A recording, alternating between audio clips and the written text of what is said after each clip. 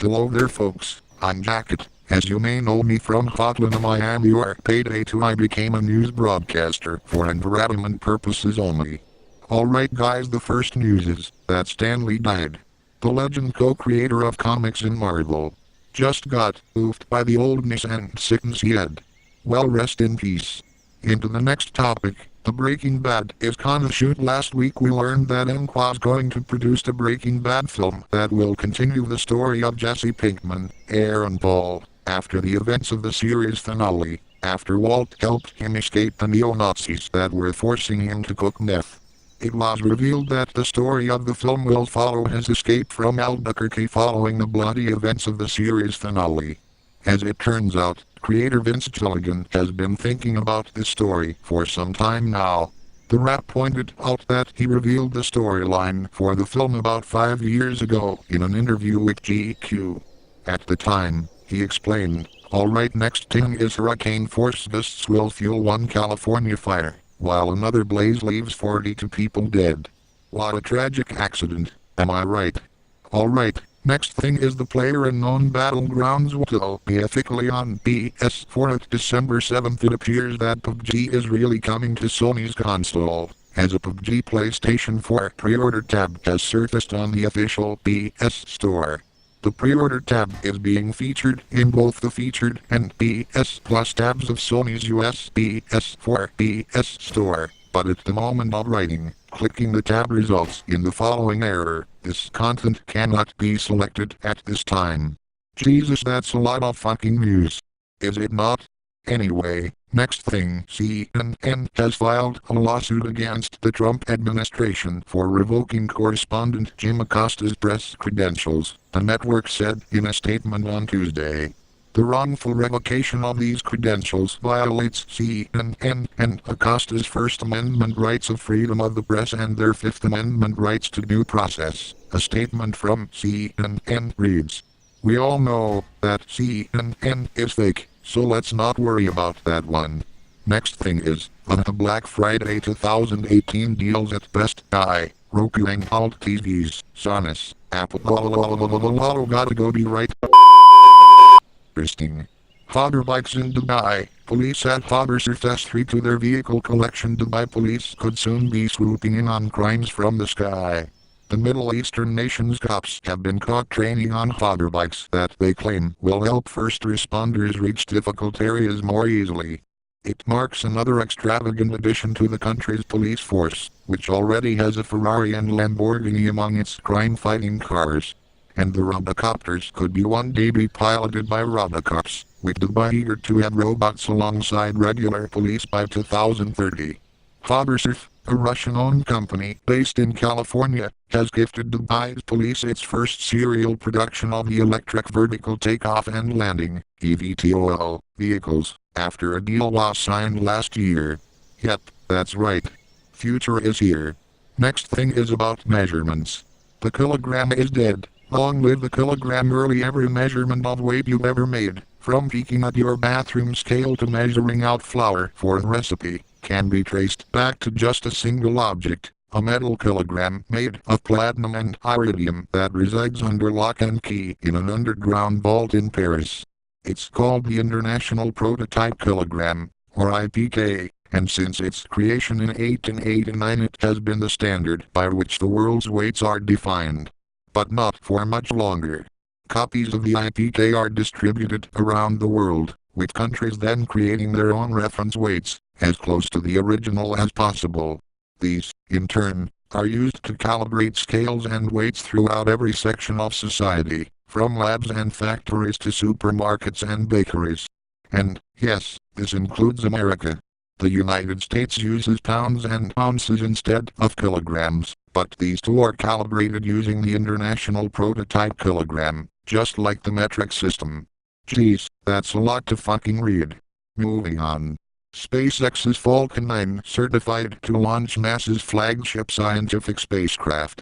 NASA has certified SpaceX's Falcon 9, likely F-91.2, to launch the space agency's most valuable and critical scientific spacecraft, opening up the floor for SpaceX to routinely compete for missions comparable to Hubble Space Telescope, the Curiosity Mars rover, Mars Science Laboratory, Cassini, a Saturn orbiter, and James Webb Space Telescope, among many others. As SpaceX nears the Falcon family's 35th consecutive launch success, this certification serves as a pragmatic endorsement of the years of work the company has put into optimizing Falcon 9 for performance and reliability.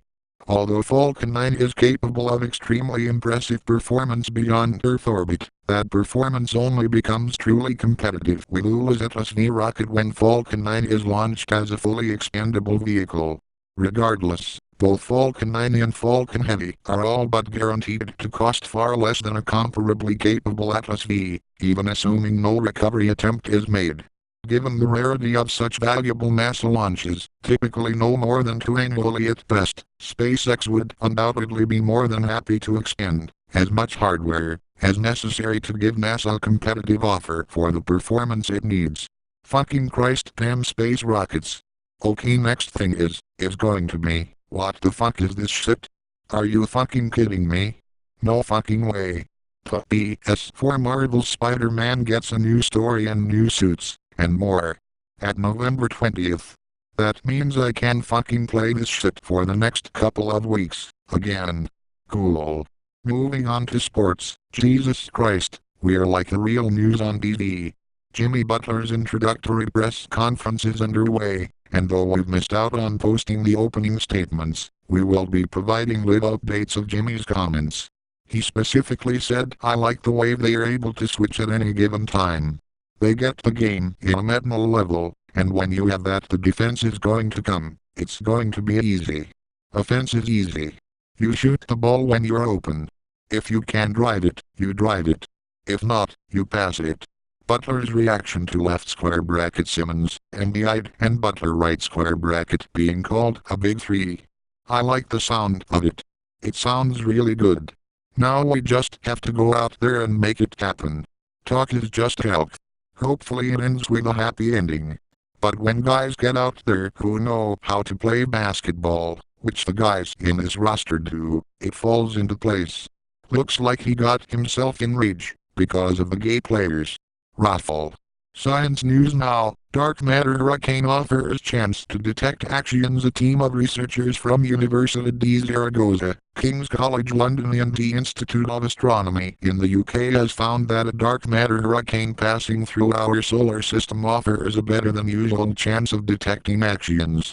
In their paper published in the journal Physical Review D, the group describes their findings, and why they believe their observations could offer help in understanding dark matter. The evidence for the existence of dark matter is very strong, yet scientists are still unable to find a way to actually see it. Because of that, they keep trying to find new ways to do so. In this new effort, the researchers have been studying the S1 stream M- a collection of stars moving in a way that suggests they were once part of a dwarf galaxy that was consumed by the Milky Way. The S1 stream was discovered last year by a team studying data from the Jatiya satellite. Other such streams have been observed before, but this is the first to cross paths with our own solar system. In this new effort, the researchers have studied the possible impact of S1 as it passed through our region, because it offers a unique opportunity to study dark matter. As S1 moved through our area, theory suggests dark matter should have been moving along with it. Calculations by the team suggest it should be moving at approximately 500 km/s. They created several models showing the distribution of the dark matter and its density. Doing so allowed them to create predictions of possible signatures of the stream for researchers to look for. They suggest this event gives those in the field looking for observable evidence of dark matter a better than normal chance to do so. They suggest that it is not likely that WIMP detectors will find anything unusual. But they further suggest that the presence of a dark matter hurricane could increase the chances of detection of axionic dark matter due to possible bumps in the broad spectrum of axions. They note also that the current storm could offer data for use by future detection systems that are more advanced than those in use today. Fucking A. That is a lot of fucking news. Next shit is 7 dead in worst escalation of violence in Gaza. Since 2014, the UN, Egypt and Qatar are desperately trying to prevent the escalation, as their long-term truce efforts risk being derailed. 7 people have been killed in a day in the worst escalation of violence Gaza has seen since the 2014 war. Gaza's health ministry announced another death in Tuesday morning, which raises the number killed in the Hamas-ruled enclave to 6, including 2 militants, in less than 24 hours. An Israeli aircraft fired towards a militant who was part of a group launching projectiles at its territory, the Israeli military said without confirming the death. It came as a man in southern Israel was killed after Gaza militants fired dozens of rockets at a residential building early on Tuesday. The escalation risks derailing efforts by the United Nations, Egypt and Qatar to broker a long-term truce. The fresh cross-border attacks were triggered by a botched Israeli undercover raid into the Gaza Strip late on Sunday, marking the most serious escalation since an Israel-Hamas war in 2014. 1 Hamas commander and 6 other gunmen were killed, while an Israeli commander also died in the raid. About 400 rockets and mortars have been launched from Gaza since the current round began on Monday, with 100 intercepted by Israel's Iron Dome defense system, the Israeli military said. Into the next thing about health, New York the U.S. Food and Drug Administration says another heart medicine is being voluntarily recalled after tests showed that it was tainted with a potential cancer-causing chemical. The new recall of Losartan potassium hydrochlorothiazide is sold by the company Sandoz. The voluntary recall only involves the 100 mg/am 25 mg tablets. It does not involve the other versions of the drug, sometimes sold under the brand name Cesar. If you take Sandoz's Losartan potassium, look on the bottle for the lot number. If it has the lot number JA8912, then you have the recalled pills. Patients use these drugs to keep their high blood pressure in check. The drug is being recalled because the active ingredient has tested positive for N-nitrosodeethylamine or ND, a suspected human and animal carcinogen that is used in gasoline as a stabilizer for industry materials and as a lubricant additive, according to the National Institutes of Health. I'm afraid that is all for today. Jesus fucking Christ. I hope you enjoyed this shit. I didn't. Anyway folks, goodbye, have fun.